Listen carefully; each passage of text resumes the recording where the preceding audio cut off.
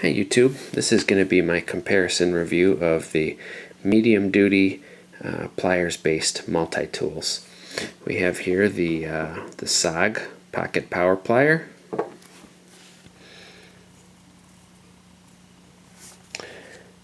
the Gerber MP400, this particular one is black oxide, Victorinox Swiss tool Spirit X, and the Leatherman Wave. Let's start from the left here with the actually let me start with the Gerber. I'm just going to touch on the high points and low points. One of the high points on this one is the price. As of right now, they're only $26. And they're also US made, so that's a real bargain.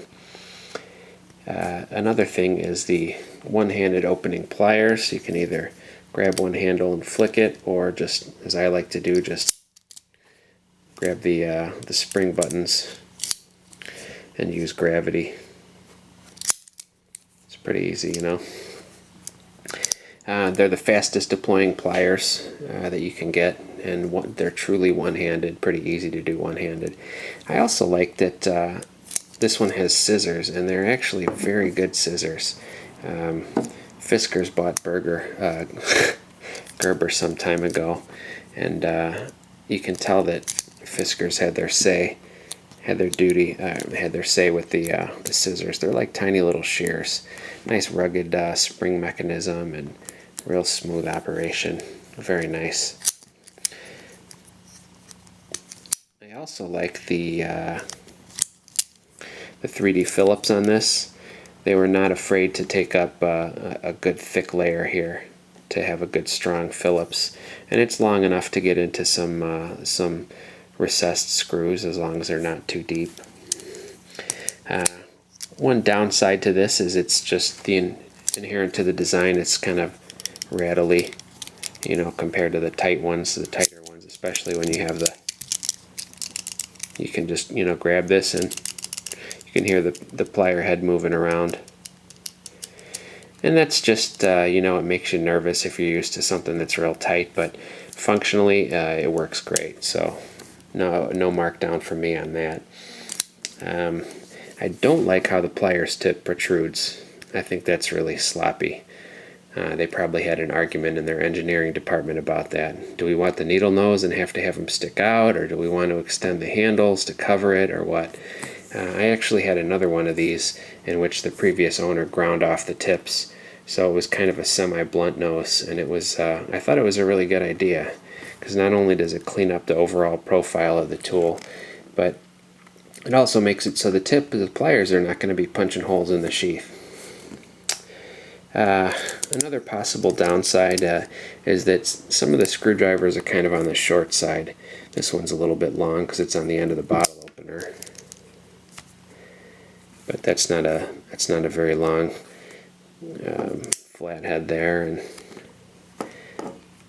that one I guess is long for the size. You can see someone buggered up that tip. I'll have to regrind that again. I also have to question the inclusion of a can opener. I don't really consider it a camping tool. It's got no saw or anything like that, so it's kind of a wasted spot. Some people will also lament the fact that there's no file or saw or awl, thinking that those always belong on a multi-tool, but I think it's more important to have a scissors, which this one has, you know, than a saw. The sheath that I got with this is a little too small for it. The flap just barely covers it. I don't have the sheath handy. So there you have the Gerber MP400. Strongest point I think is the value. It's a good solid tool. It's one-handed opening pliers, and it's only $26. It costs 1/4 of the cost of some of the other ones that I'm going to talk about here. Alright, next up we have the Swiss tool Spirit X. The high points on this one are the fit and finish. You can see it's polished to a high gloss. You almost feel like you have to wipe your fingerprints off of it after you handle it. Another high point is that all the tools except the pliers are outside accessible.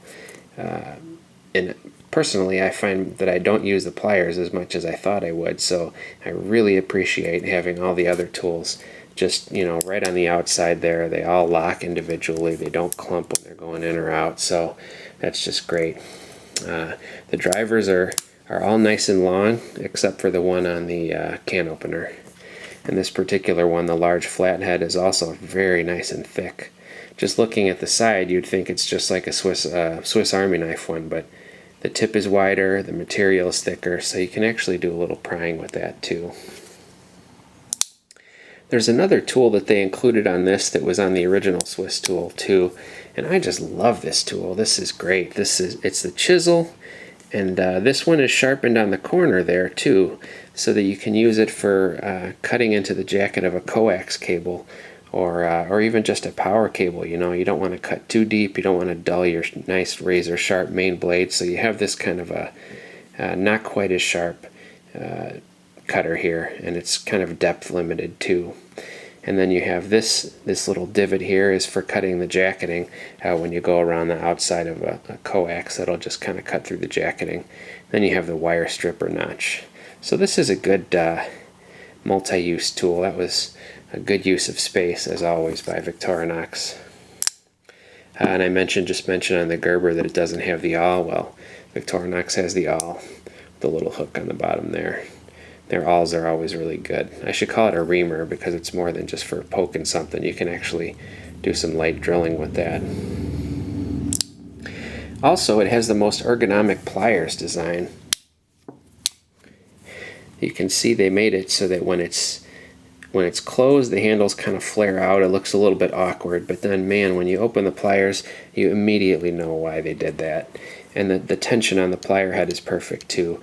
You can grab the top handle, let gravity open the bottom handle, and kind of replaces a spring-loaded action. And then while they did that, they also, there's no rattle in it either. There's no side-to-side play. So really just great execution on that.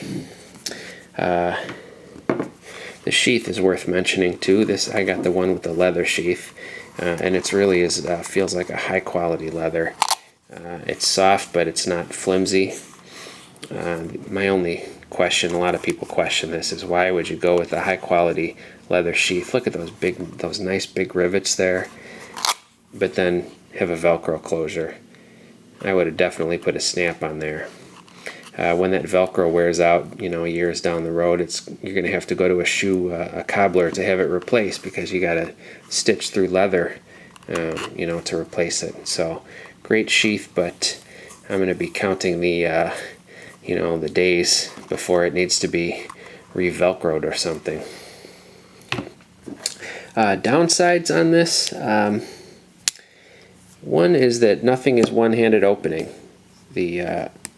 These pliers handles opening they're pretty stiff. There's no way you could do it if your life depended on it, but that would be it, and it wouldn't be fast. And I also, this will be a matter of taste, but this is kind of a traditional Victorinox blade shape, and it's kind of a blunt tip. It's sharp enough to do some fine work with, but not really as sharp as it should be, I think. Maybe they just were thinking they didn't want any chance of someone saying, oh, that's a weapon, because the blade locks.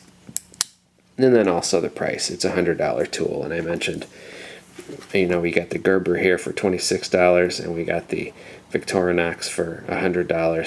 Is the Victorinox 4 times better? No. I'd say, it's maybe 30% nicer or something like that, but not 400% nicer. But still, if you just plan to buy one and be done with it, boy, I think this is the one I'd go with. As long as you can give up the one-handed pliers and the one-handed knife blade, then nothing will disappoint you on it. Alright, next up is the famous Leatherman Wave, and it's really has a lot going for it. One negative thing is that it's pretty heavy for this. If I'm going to say medium duty, it's notably heavier than the Spirit and the Gerber and the SOG. It's the heaviest one in this class, so maybe you'd consider it between heavy and medium duty. I think it has about the best sheath in its class, tied with a SOG. We'll talk about the SOG sheath a little bit later, but it's got a lot of contact area on the Velcro. And it is Velcro, but it's nylon, so you have some chance of being able to sew it yourself. And I kind of like this little detail. They made a pocket out of this. Maybe put an extra bit or two in there, one or two of those extra flat bits maybe. And then you got the hole in the bottom here so that you can, if you're working on a ladder or something and you're taking it in and putting it out, then you can, just kind of put it in there temporarily and pull it out and it's ready to go. So that's nice. And of course, let me finish about the sheath. They've got a little pocket back here for a bit card and little pockets here on the side. One for the bit extension and one for, I don't know, maybe a quad A flashlight or something like that. So if you pick the bits you think you're going to need, put them in one card, then have the bit extension and the tiny little flashlight here, you're pretty much ready for anything just with this one little pouch. And then it can be worn either vertically or horizontally on the belt. So great sheath, great job on that one, Leatherman. Of course, you have the one-handed opening blades, which is nice. And I find that the scissors and the knife blades are the most common things that I use on a multi-tool. And I also like Leatherman's sharpening job. This is a nice shallow angle. And I consider that the primary bevel, and then it's ready for you to put like a 30 or 40 degree secondary bevel right on the edge, and then it's very quick and easy to resharpen that way. If you have a crappy factory grind, man oh man, it takes a lot of work to get that sharp. So you got one-handed opening, one-handed closing blades. Here's your sheep's foot serrated blade. I think that's, personally, if I were designing this, I would put a combo blade here and then have a scissors here. Outside accessible scissors would be really nice, kind of like they've got on the Surge, It's a nice big scissors that they've got here, and it's right on the outside of it, so I kind of like that. One little complaint, I think the pliers head is a little too tight. I've worked this hundreds and hundreds of cycles, and then I oiled it, and it still is pretty tight to the point where you have to use your finger to push it open. So that's not as convenient, and maybe that means it'll hold up its tolerances more down the road, but for the first year or so it's going to be a little harder to use. I mentioned the scissors. It does have a scissors here, but it's not on the outside, so sometimes you just need the scissors to make a quick snip, and this is exactly that kind of scissors too. It's pretty small, kind of a precision little scissors. It's exactly the kind of scissors you'd want to be available for a quick snip, but it takes a lot of manipulating to get it out. Another really great thing about this one is the bit exchanger. And then they have for a reasonable price you get the full bit set. And I replaced the combo bit. It was like kind of a number 1/2 Phillips and then a medium flathead, and I traded it for a proper number 2 and a proper number 1, since we've already got flatheads elsewhere in the tool. But this, and especially when you get the bit extension that can take a standard 1/4-inch drive, a 1/4-inch hex drive bits, then you have a lot of versatility there. One thing here, security torques. So they make it so that you can take it apart to service it, or maybe adjust the tension a little bit, or maybe even swap some tools around. They did that on purpose, or they could have, picked a different fastener that you can't just buy bits for. So why security torques? Why not just regular torques, or Allen wrench, or even just a flathead, just a slot, and something that admit that people are going to change things around. Don't make it harder. Don't make us go out and buy a new set of bits just to do that. One other downside about this one is, this is kind of a nitpick, I guess, but on the outside of the tool, these edges are a little sharp. It's not like you're going to be, holding it, cutting with the knife and then say, oh, I cut my palm, but it's just not comfortable, So if you do go with a wave, plan on getting a Dremel and kind of breaking those corners like on here, on the back of the blades here, back of the saw, and back of the file a little bit. Just kind of smooth that up a little bit. That's something I think Leatherman could have done a little bit better job on.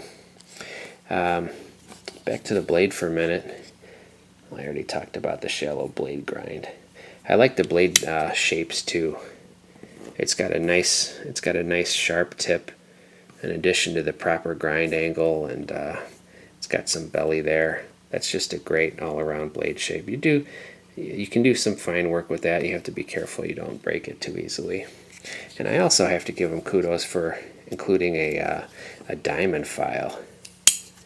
Most of them, you know, they'll have like kind of a chintzy file on one side with the lines just going one way, and then on the other side they have this nice cross-hatched one, which I think everybody likes better. But then Leatherman put a diamond coated file on this, so you can really, no matter what it is you need to file, you can file it with a diamond file, and no matter how hard a metal it is, right? So that's nice. That's it for the Leatherman. Just a good all-around package, a good mix of tools, good pliers, one-handed opening blades, outside accessible file and saw, and it has a lot going for it. Just a little on the porky side. Alright, and on to our last one that's included in here, the SOG Pocket PowerPlier. This is one that people don't even think about. I don't know why. I think it's a great little tool. If you look at it, for instance, compared to the Wave, it's like half the thickness. It feels like half the weight too. So if you really did want to carry this in a pocket, boy, this would be the way to go. Only thing that kills the pocket comfort is these gears here. That could be kind of pokey, and you got to be careful when you're opening this because they'll just suck your skin right in and give you nasty blood blister. But it's truly smooth and compact. You know, it feels a lot like an original Leatherman in the hand. And if you've ever had one, you know what I mean. Next point on this is the pliers tips. They are really fine. Let me see if I can get this to focus here. Really fine plier tip. You could almost poke that into your finger if you're not careful. So if you like fine pliers, this is without a doubt of this set the way to go. The Gerber pliers tip is pretty fine too, but it's just not as fine as the SOG. I don't know if you can see there.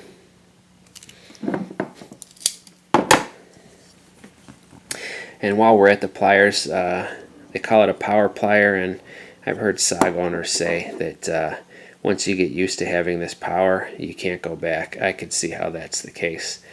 Something like this, with the gear reduction here, you'll be able to squeeze as hard, or maybe harder with this as you could on a heavy-duty tool like the Leatherman Surge. You would have extra leverage from longer pliers and longer handles, but you don't have the compound leverage like you do here. And I also like, you see how that's kind of shaped oddly? It's kind of flat on this side and kind of curved down on this side. That's nice because if you're coming up against something flat and you need to grab something on the surface, then you can do that. You can kind of lay that curved part against here and get that, and then you have clearance for your fingers here. So that's kind of nice. And then if you really do need to, you know, come at it from below or from the side or something, then you can use the flat side. So they really put some thought into that pliers head, and it is really strong. I mean, you'd have to experience it before you can really appreciate it. The pricing is also really good, especially the fit and finish of this is on par with the Swiss tool, and it costs less than half as much. You know, the polish is good. There's no sharp edges anywhere. They really did a good job on that. A better job than Leatherman did, and certainly better than Gerber. I also like how it's user serviceable and user modifiable. They just put regular Allen screws here, so that if I decide I want to get rid of this chintzy file and get a scissors or something, then I can do that. I'll just go to SOG, buy the scissors, take out the Allen screw, and replace it. Or if I if I put a little too much torque on this Phillips and I break it off, then I can order another one, replace it, no drama. Or just have SOG take care of it under their lifetime warranty. So kudos for that. Another thing I really like about the SOG is the 1/4 inch socket driver. I don't know why no one ever thought to include that before, but SOG really nailed it there. That's that's just as versatile as Leatherman's 1/4 inch hex driver. They don't include sockets, but you can get the sockets cheaply anywhere, and that just adds a ton of versatility. Maybe you can't operate as many screwdriver bits with it, but you can get small bolts and nuts with it, so that's great. There's no lock per se, but this part of the handle acts as a back spring, and it's a very strong one. You really have to push against that, so not much chance of the tools folding up on you accidentally. And they set up the geometry so that you can see this is either in line with that screw, or some tools it's behind there, so that it doesn't tend to fold up on you. Another disadvantage is that it's got major tool clumping, and none of these ones that I've talked about so far, sometimes they clump here and there. The Leatherman, actually the Gerber and the Victorinox don't clump at all, but the Leatherman clumps a little bit, but it's not a problem on the Leatherman. But with this one, for example, I go to this side and pull out the blade, I get the whole tool set, and then I start to fan these out, get it away from the blade. I got to be careful not to cut myself. So if you're aware of that, then it's not a big deal, but just make sure you're aware of it. See, they don't have any bushings in between the tools here. Probably did that to keep it simple for us when we're servicing it or changing tools, and don't have to worry about losing washers and getting them oriented right. So watch out for the clumping. I do have to criticize this Phillips head here. See, now they're not clumping, and I want them to.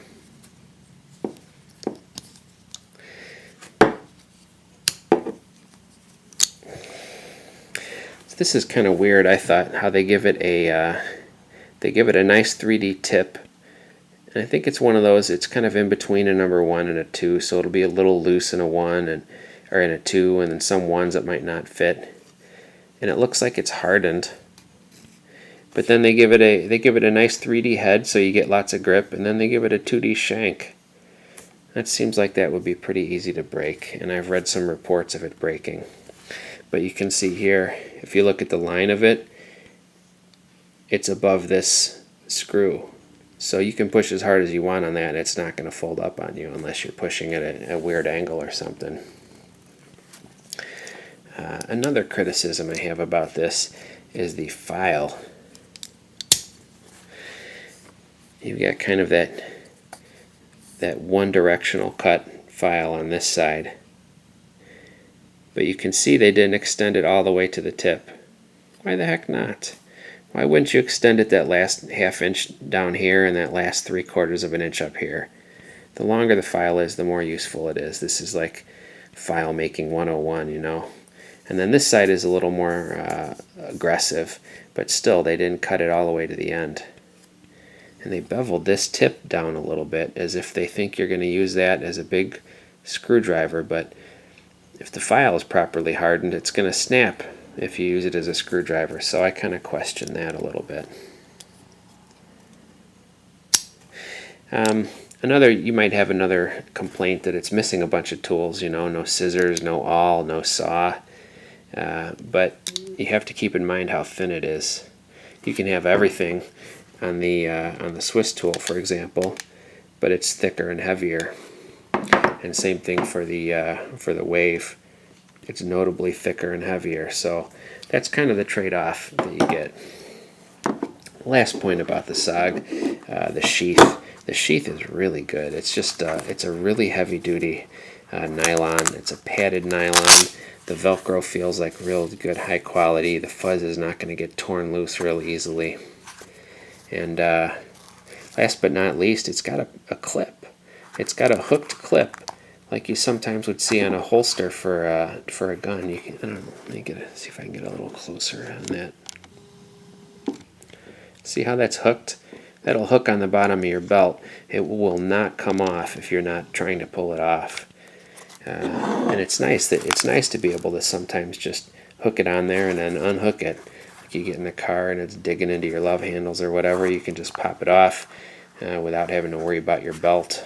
So great job on the Sheath SOG. Oh, and they do advertise its one-handed opening. Let me see if I can demo that. I find that you kind of have to push it open a little bit first and then give it a good flick. It's kind of hard to get that on camera without me smashing it into the table here.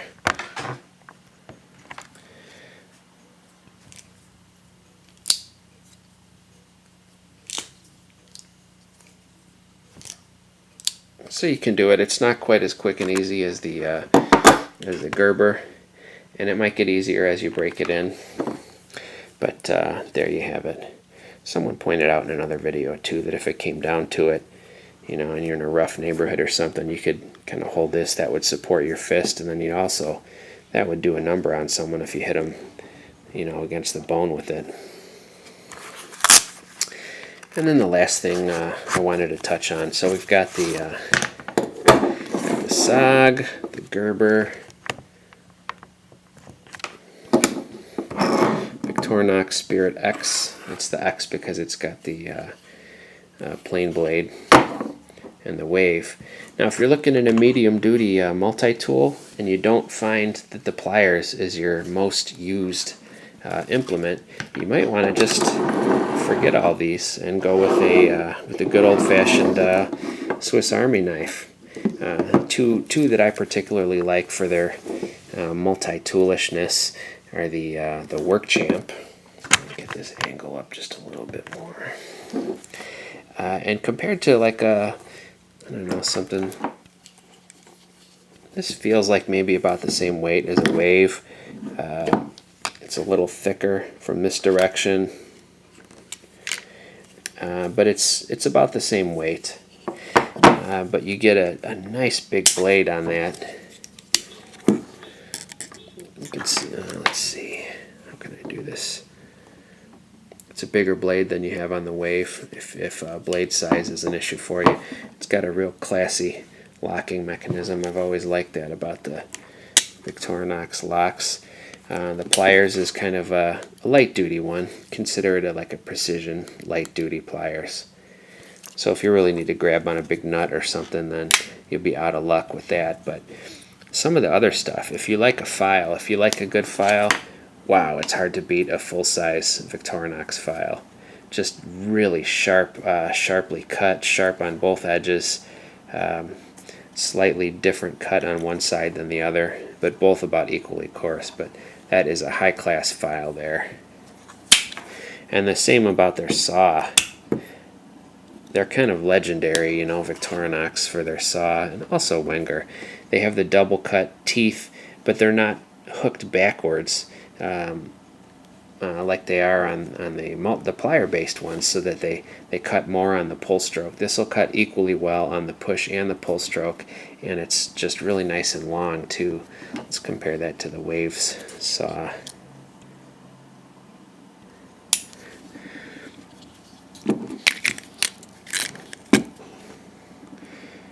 You can see the Victorinox one is notably longer, and maybe here you can see what I mean. See how the teeth on the Wave are kind of hooked back, so that when you're pushing on the push stroke, it's not really going to do any cutting. So maybe they did that so your hand doesn't slip off and let you cut yourself on the teeth. But in the meantime, the saw on the Victorinox is going to cut twice as fast. And the Spirit has that same tooth design. So you got a great file, a great saw. You got the great Victorinox full-size scissors.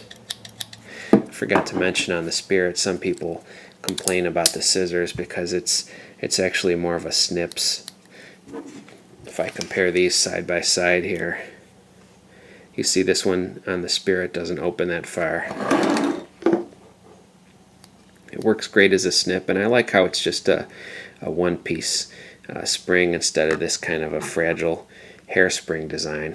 So if you just need to snip something here, like a little string or something, that's fine. But if you're cutting out coupons or something like that, it's going to take a while. So that's most people agree that's a better scissors. And then you've also got underneath the scissors a dedicated inline #1 Phillips, which I love that.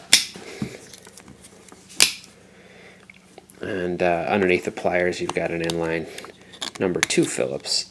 It's kind of hard to get to with the blade closed, but that's a good one. And then the other stuff, you know, the usual openers, no hook on the back, corkscrew. Believe it or not, I miss the toothpick. If I carry only a plier-based multi-tool, I miss that toothpick almost immediately. That's something that a lot of people don't use, but I can't be without it. So that's the Work Champ. Another option is the Cyber Tool line. This is a 34, so it doesn't have the file and the saw, but it does have the pliers, same pliers, and the scissors, and this driver, the Cyber driver. Oh my gosh, you can't beat that with anything. It's got a nice #2 Phillips, 2 different sizes of socket drivers there, a medium flathead, plus all your, it comes with I think 4 different sizes of Torx. There's 2 there, and then a hex, and then another Torx, so that's 3 Torxes. And then this is a #1 Phillips, #0 Phillips, #2 Phillips, so you got a full set of Phillips in here. And then enough reach to really get in somewhere recessed too, as long as it's not also too narrow. That's a great #2 Phillips. I leave that in there most of the time. So another option. Again, this is even less weighty and bulky than a Wave. So if you don't really need the heavy-duty pliers, then I would recommend going with something like this. Have all your tools accessible on the outside. Oh, and then you also get the plus tools. You get a ballpoint pen, pressurized one there, and you get a pin here. So if you get a sliver, you got a pin here and a tweezers here, you can take care of it. Something like this, you get a sliver, you're screwed. You gotta fight your way back to your Swiss Army knife to take care of the sliver. And then on the other side, if you're not so concerned about the weight, the Surge is a great one. Of course, the blades are all bigger, but to me, the main selling points for this are that you got outside accessible scissors, and they're really nice ones. It's got that nice spring. You can probably hear that that action is great. And another cool thing about it is the spring and the scissor body are separate. So when you fold that up, it takes the tension off of the spring. So you're not storing that scissor spring under tension all the time like you are the hair springs on the Victorinox Swiss Army knives.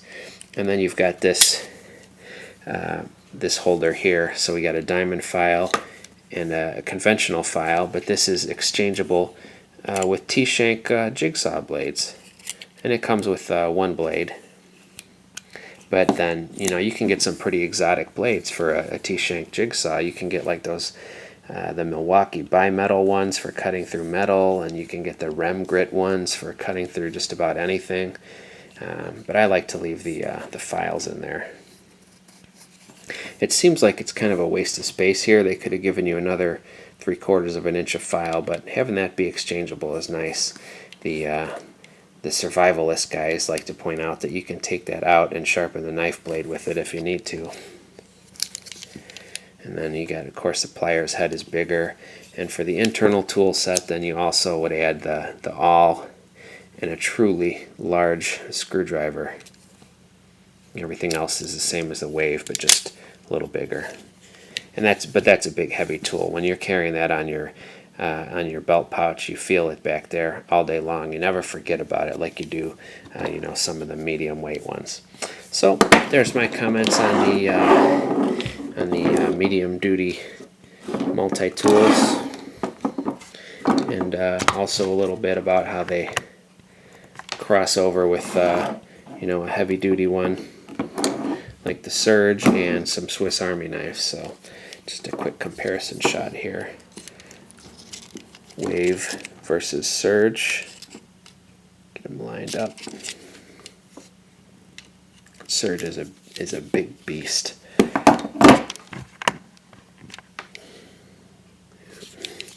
And then you know, really small versus really big. Look at this. It's such a nice thin, light thing compared to the big boys. Well, I hope you enjoyed. Thanks for watching, guys. I better shut up now. It's been 35 minutes. See you next time for a comparison of the heavy-duty multi-tools. I'll have the original Swiss tool, the Leatherman Surge, and the Gerber MP400. See you next time. Bye.